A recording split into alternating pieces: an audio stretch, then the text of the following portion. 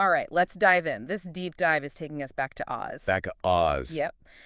But this time we're going even further than before. We're heading into Out of Oz, Ooh. the final book in Gregory Maguire's Wicked Years series. Oh, Vinyl 1. Yeah. So we're going way past the events of Wicked, way past Elphaba's story. Okay. And this time we're focusing on her descendants, her son, Lear, and her granddaughter, Rain. Interesting. It is. And you all shared some really fascinating excerpts from this book, so we're going to use those to kind of guide our exploration today. Great. So the big question we're going to try and tackle, will Rain follow in her grandmother's footsteps and embrace, well, shall we say, the family business? Ah, the Wicked Witch legacy. Exactly. It's interesting, when Maguire brings us back to Oz, he doesn't just ease us in. No, he doesn't. It's not the same Oz we remember. He throws us right into the middle of a political storm. There's a war brewing. Oh, yeah. Right off the bat. Munchkin Land versus the Emerald City. You got it. And leading the charge is General Gingeria for the Munchkins. Right. And on the other side, None other than Emperor Apostle Shell. Elphaba's half-brother. Can you imagine those family dinners? Oh, the tension. Right. So much tension. And this whole conflict, it all boils down to control over Restwater. Restwater. For those who may have forgotten, that's the Largest lake in all of Oz. largest lake. It's the lifeblood, of so many communities. It really makes you think about how a single resource can become such a flashpoint. Oh, absolutely. It impacts everything. And Maguire really dives into the consequences, You see the Ozian army marching into Munchkin Land. An invasion? It is. But the Munchkins, they're not backing down. No, they're not. Those guerrilla tactics they're using, very clever. They have to be resourceful. They're up against a powerful force. And just when you think things can't get any more chaotic, Dorothy returns. Dorothy's back. From Kansas. Even spent some time in San Francisco, apparently. Maguire likes to remind us that Oz isn't exactly isolated from the rest of the world. Not anymore. Nope. And talk about culture shock for Dorothy. She steps back into Oz expecting one thing. And it's a whole different story. Totally. And then there's that incident with Nesseros Throp. Ooh, that's a tough one. Dorothy unintentionally causes her death. It's almost Shakespearean how these events just Spirals. spiral. Exactly. It's a chain reaction, Every action has unintended consequences. It's really making us think about the complexities of everything. Yeah, for sure. And speaking of complex, we can't forget about Glinda. Glinda, the good witch. What's happened to her? Well, the former good witch, I should say. She's under house arrest. House arrest. At Mockbeggar Hall, no less. Surrounded by the Ozian army. Can you imagine? She must feel so betrayed after all she's done for Oz. She is trying to protect her Prettabells, though. Those magical flowers are very important to her. They are. But with General Traper Cherrystone around, who knows what might happen. He's definitely not someone to be trifled with. Definitely not. So we've got Oz in turmoil, Dorothy caught in the middle, and Glinda facing her own challenges. And then we have Lear trying to protect Rain. Lear, Elphaba's son. Yeah, and Rain, she's inherited her grandmother's green skin. Makes me think of that old saying, the apple doesn't fall far from the tree. Right, but in this case, it's more like the granddaughter doesn't fall far from the Wicked Witch. You've got a point. So Lear gathers this group to help him protect Rain. The Cowardly Lion, Mr. Boss, Little Daffy. Fight the crew. It is. But you have to wonder, is Oz really that dangerous for Rain? Maguire seems to be suggesting that it is. It's like Lear's trying to prevent history from repeating itself. Protecting her from prejudice, from fear. And as they journey, they encounter all these different tribes and characters. The Quadlings, the mysterious Mulama. Oz is such a diverse place. It is. And then there's the Grimmery. Elphaba's Book of Spells. The one Rain travels with. It's like a symbol of her heritage. It is.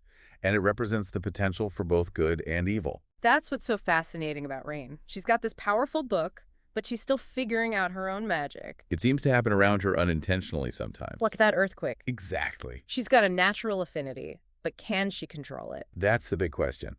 Will she be able to master her powers? Or will they overwhelm her? Like they did Elphaba in a way. It's a parallel Maguire seems to be drawing. It is. Now, before we get too far into Rain's journey, let's circle back to Dorothy for a moment. Okay. Remember, she's back in Oz, but things aren't exactly peachy. She's on trial in Munchkin Land. Yeah, that's not good. Not at all. And it's more than just about her killing the Wicked Witch of the East all those years ago. It's become a symbol of the Munchkins' resentment towards Oz. Like they're using her as a scapegoat for everything. Exactly. They're accusing her of all sorts of things, But collaborating with the enemy, inciting rebellion. even witchcraft? They're throwing the book at her. They are. Yeah. And it makes you wonder, what would have happened if Dorothy had just stayed in Kansas? Would Oz be in this much turmoil? Who knows? But then we wouldn't have much of a story, would we? That's true. And while all this is happening, Rain is setting off on her own journey, one that will lead her to the Emerald City and beyond. That's where we're headed next. But first, we need to take a quick break. Sounds good. We'll be back in a moment to continue our deep dive into Out of Oz. Can't wait. Me neither. The Emerald City, it's still that dazzling place. Oh, it's iconic. It is. But there's this undercurrent of tension in Out of Oz, like something's about to snap. And right at the center of it all, Emperor Apostle Shell. Elphaba's half-brother. Talk about family drama. What's he like as a ruler, though? He's tough to figure out. Not exactly evil, but definitely ambitious.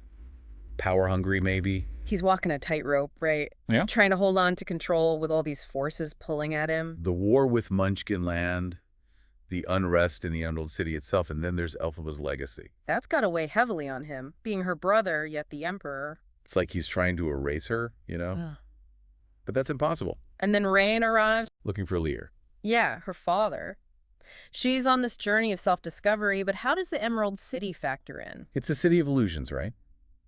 Smoke and mirrors. Rain comes seeking answers, but she just finds more questions. Like she's peeling back the layers of Oz and it's not all pretty. Exactly. And then she comes face to face with Shell. Oh, that meeting. I felt chills reading that. It's intense, right? All that history between them, unspoken, but so heavy. The granddaughter of the Wicked Witch and the Emperor, it's like two worlds colliding. And yet they have this strange connection, both burdened by Elphaba in different ways. Shell trying to distance himself from her legacy, Rain drawn to Like it. two sides of the same coin. And that tension is where Rain's character really shines through. She's not just Elphaba's granddaughter anymore. She's becoming her own person. Exactly, and that leads her to make a huge decision. To leave Oz. Beyond the borders. Why, though? Is it just about saving Lear? It's partly that, but she's also following Elphaba's clues. Clues pointing to a world outside Oz. Wow. It's like she's outgrown Oz.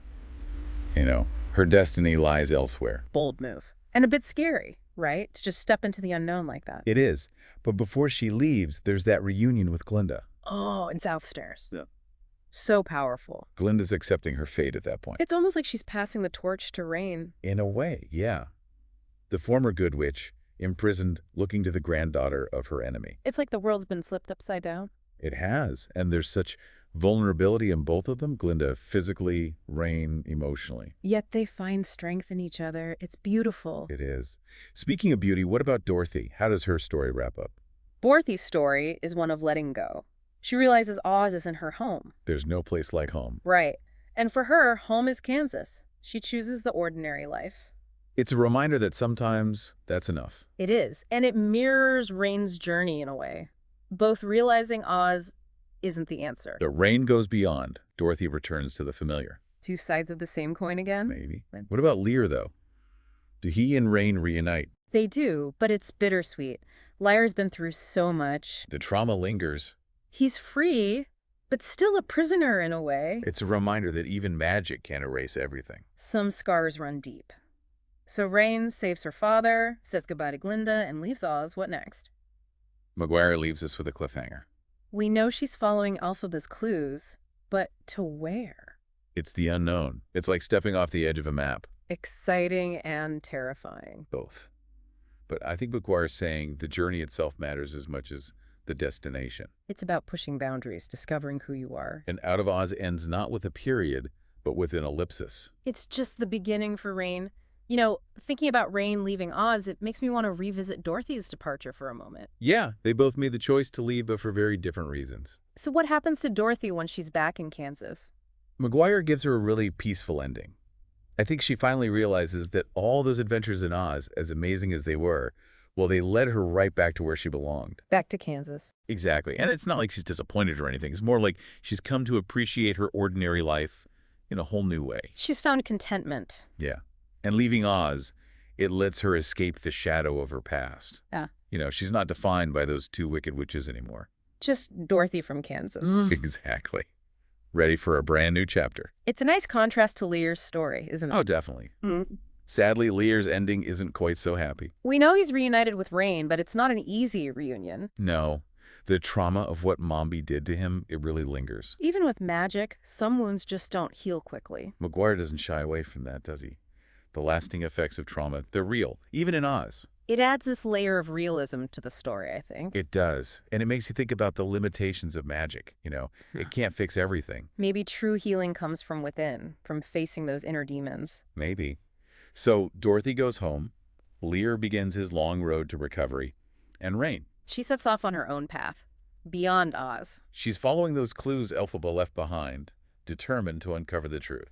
It's like she's breaking free from the fairy tale, stepping into a wider world. I think that's what Maguire wants us to do, too.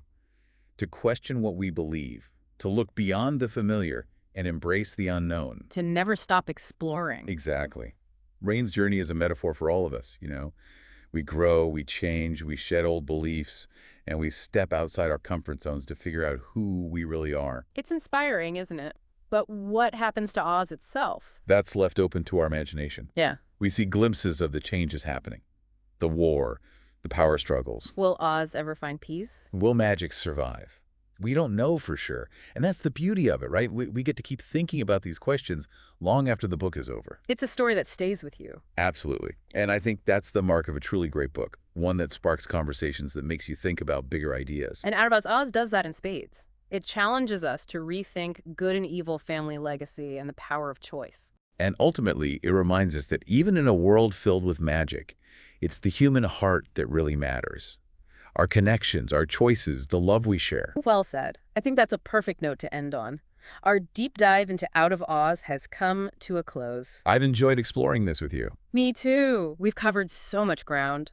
The political turmoil, the personal journeys, the magic of Oz. And we've seen how Elphaba's legacy continues to shape the lives of those around her, even after she's gone. If you haven't already, I highly recommend picking up a copy of Out of Oz. It's a journey you won't soon forget. Until next time, keep exploring.